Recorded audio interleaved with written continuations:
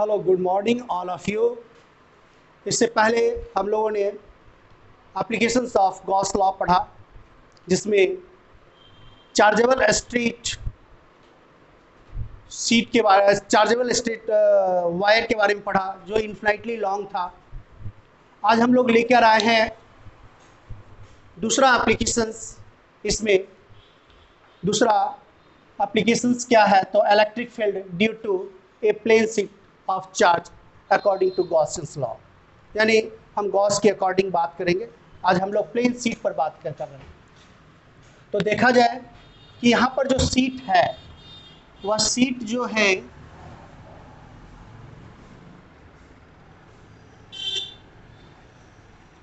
यह शीट जो है इन्फिनिटली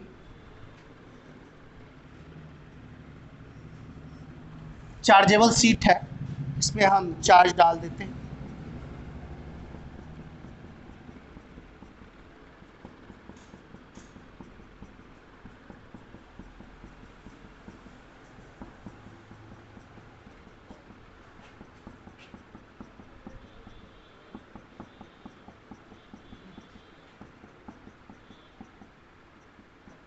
आप देख रहे हैं यह जो प्लेन शीट और चार्ज है वह इन्फिनिटली लॉन्ग है।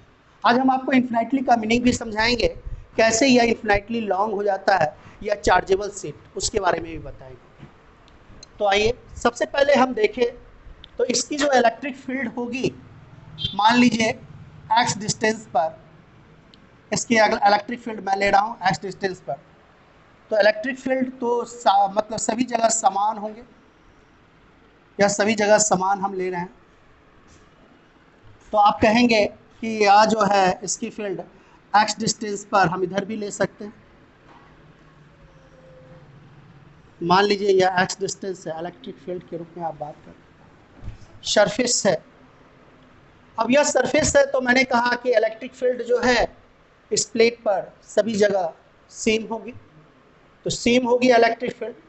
लेकिन गॉस के अकॉर्डिंग हमें ये बताना है, तो गॉस के अकॉर्डिंग बताने के लिए हमें गॉसियन सरफेस बनाना होगा। वह भी गॉसियन सरफेस जो होगा वह साइमेट्रिक होगा, यानी साइमेट्रिक होना चाहिए। तो हम सबसे पहले इसको गॉसियन सरफेस बनाएंगे। तो यानी हम गॉसियन सरफेस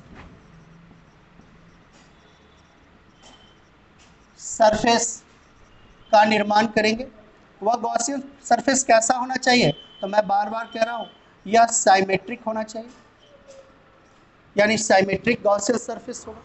और साइमेट्रिक होगा तो इसका इलेक्ट्रिक फील्ड सभी जगह क्या होगा, सेम होगा। इलेक्ट्रिक फील्ड जब भी सेम हो गया तो हम उसके रूप में आप बात करेंगे कि इलेक्ट्रिक फील्ड हमारा सेम है। तो हम इस पर क्या बना दें, तो हम कह देते हैं इस पर जो है हमारा सिलेंडर बन जाएगा, यानी हम इस पर फिर सिलेंडर का निर्माण कर रहे हैं। ये सिलेंडर जब बनेगा तो आप देखिए इसका सरफेस एक यहाँ ये बन जाएगा, और यहाँ अगर बात करें तो इसका सरफेस ये बनेगा। तो इसके एरिया को हम मान लेते हैं ए, और इसके भी एरिया को हम क्या कर देते हैं ए। अब यह हमारा गॉसियन सरफेस हो गया। यह पूरा जो पूरा है वह क्या हो जाएगा, गॉसियन सरफेस के रूप में आप इस चीज़ को देख रहे हैं। तो इसमें जो चार्ज है, चार्ज के रूप में आप देख रहे हैं, इसका सरफेस जो है इलेक्ट्रिक फील्ड साइमेट्रिक होगा। तो इलेक्ट्रिक फील्ड हम कहेंगे कि यहाँ से जा रहा है, इसका इलेक्ट्रिक फील्ड ये होगा। यहाँ से जा रहा है तो इसका इलेक्ट्रिक फील्ड ये होगा, यानी साइमेट्रिक होगा। तो किस बिग डिस्टेंस पर, सेम डिस्टेंस पर इसका इलेक्ट्रिक फील्ड है इधर बन रहा है, या हम यहाँ कहेंगे। तो ये इलेक्ट्रिक फील्ड जो है वह हमारा सेम हुआ।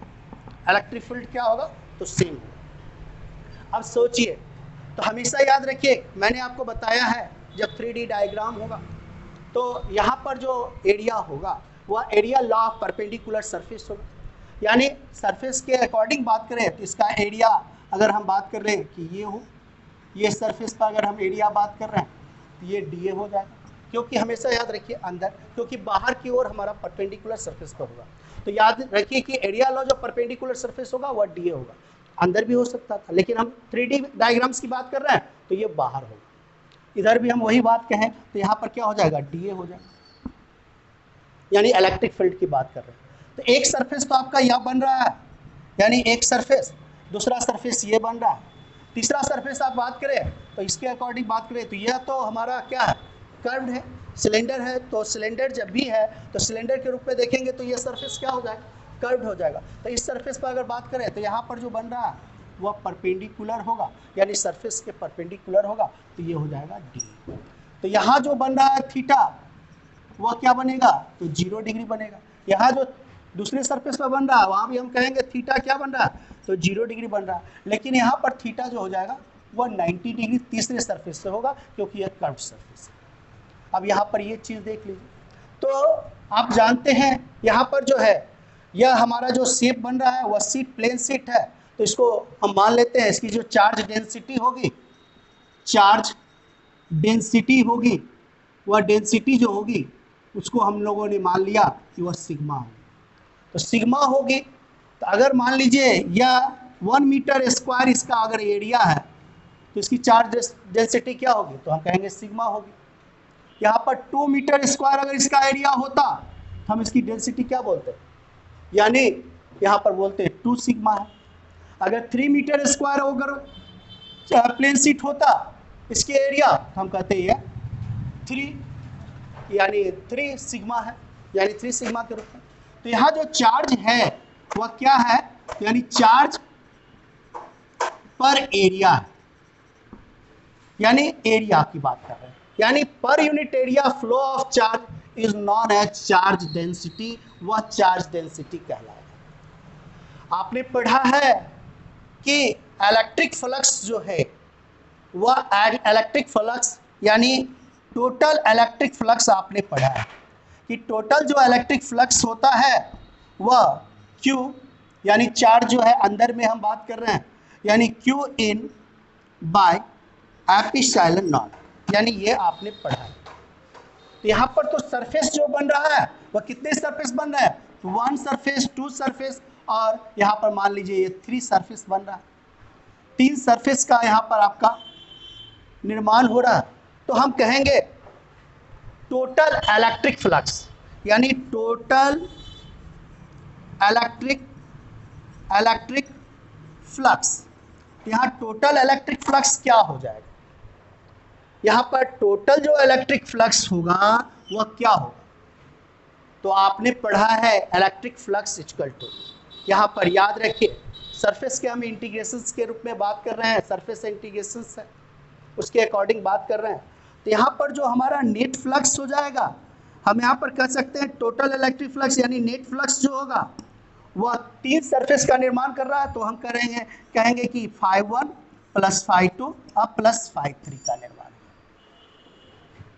तो यहाँ φ1 जो हो जाएगा वह इंटीग्रेशंस ई डी ए होगा, प्लस यहाँ भी अगर दूसरे सरफेस पर ई डी ए क्या कहेंगे, थीटा क्या बन रहा है, तो cos 0 डिग्री बन रहा है। दूसरी सरफेस पर देखिए तो यहाँ भी हम वही बात कहेंगे, integrations E D A cos 0 degree बन रहा है। तीसरे सरफेस पर बात करें तो यहाँ पर हम कहेंगे जो कि 90 डिग्री बन रहा है, यानी इसका मतलब 0, आपको लिखने का माने तो लिख भी दीजिए और नहीं तो कोई बात नहीं। तो यहाँ पर हम integration E D A cos 90 degree की बात करें तो ये तो 0 हो गया। तो अब हमारे पास क्या हुआ, cos 0 का वैल्यू 1 हो गया, cos 0 का वैल्यू 1 हो गया। अब यहाँ पर सोचिए कि हमारे पास जो नेट फ्लक्स है वह क्या आ रहा है, तो हमने कहा कि यहाँ पर जो इलेक्ट्रिक फील्ड है वह x डिस्टेंस पर, आप देख रहे हैं वह साइमेट्रिक है, तो साइमेट्रिक है तो इलेक्ट्रिक फील्ड क्या हो रहा है, तो सेम हो रहा है। इलेक्ट्रिक फील्ड क्या हो रहा है, अगर साइमेट्रिक है x डिस्टेंस पे बात कर रहे हैं तो यहाँ इलेक्ट्रिक फील्ड क्या है, सेम है। तो जब सेम है यानी कांस्टेंट है, जब कांस्टेंट है तो हम ई को बाहर कर लेंगे तो यहाँ हो जाएगा फाई, यहाँ क्या हो जाएगा ई बाहर हो जाएगा, इंटीग्रेशंस डी ए प्लस ई बाहर हो गया, यहाँ हो गया इंटीग्रेशंस डी ए और इसका तो वैल्यू 0 ही हो गया। अब 0 हो गया। अब हम यहाँ पर देखिए तो हर सरफेस पर बात हो रही है, इसके ऑल सरफेस पर बात, बहुत सारा D A D A D A D A, अब डी ए है तो पूरा सरफेस तो हमने ए मान लिया। इधर भी हम अगर बात करें तो यहाँ भी कहेंगे कि हर सरफेस पर बात हो रही है, इसका जो फील्ड होगा वह हर सरफेस पर यानी D A D A D A, तो हम इसको ए माने हुए।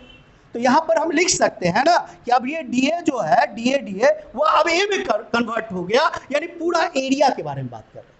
तो पूरा एरिया तो हम फाई जो है यहाँ पर हमको पता चल गया, यहाँ हो जाएगा 2EA, ये हमारे पास आ गया।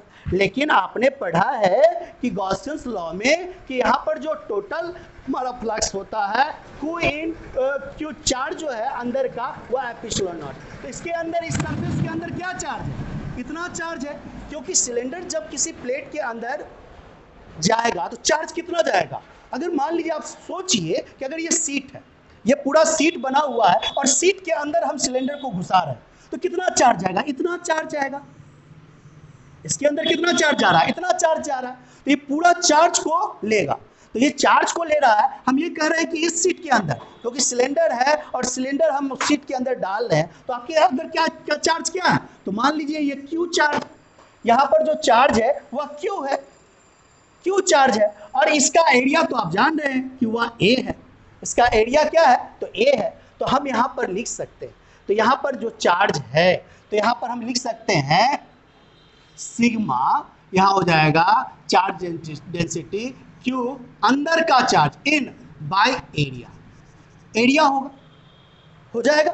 अब यहाँ पर देखिए तो पर यूनिट एरिया जो अंदर में चार्ज है उसी को हम लोग चार्ज डेंसिटी कहते हैं। पर unit area flow of charge, कौन सा चार्ज? तो ये चार्ज। हमको इससे मतलब है, इस चार्ज से मतलब है, इतना चार्ज से हमको मतलब है, इस चार्ज से मतलब है जिससे सिलेंडर घुस गया। अब वहां पर जो अंदर गया तो वो चार्ज कितना गया? तो ये गया। तो हम कह सकते हैं, तो हमने पढ़ा कि यहाँ पर जो क्यू, जो टोटल हमारा इलेक्ट्रिक फ्लक्स होता है वह अंदर का चार्ज बाय आप एप्सिलॉन नॉट।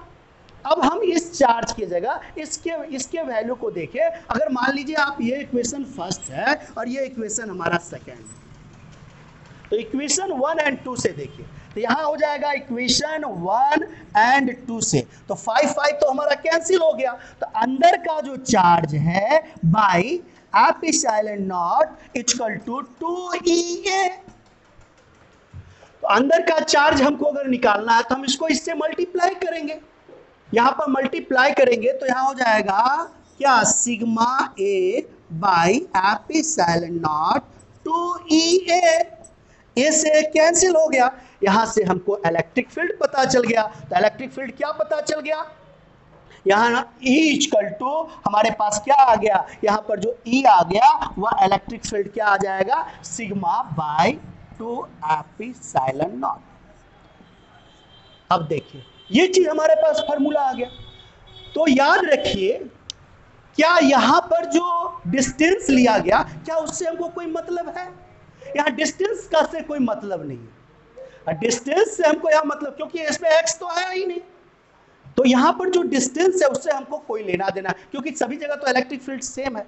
अब आपके मन में आ रहा होगा कि यहाँ पर इन्फिनाइटली सीट कैसे आप समझते हैं कि यह सीट इन्फिनाइटली लंबा है। इससे पहले भी हमने आपको बताया था इन्फिनाइटली वायर, ऐसा मैंने कहा था कि इन्फिनाइटली वायर होता है।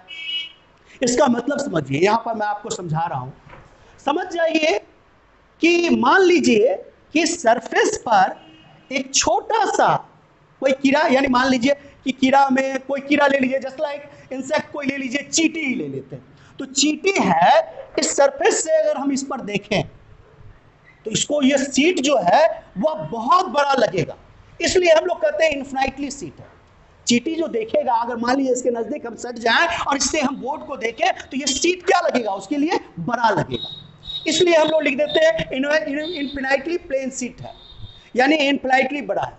और यही चीज हम अगर दूरी से देखते तो यह हमको पूरा बोर्ड दिखाई देता। तो पूरा जब बोर्ड दिखाई देता हम इसको पॉइंट चार्ज कह देते।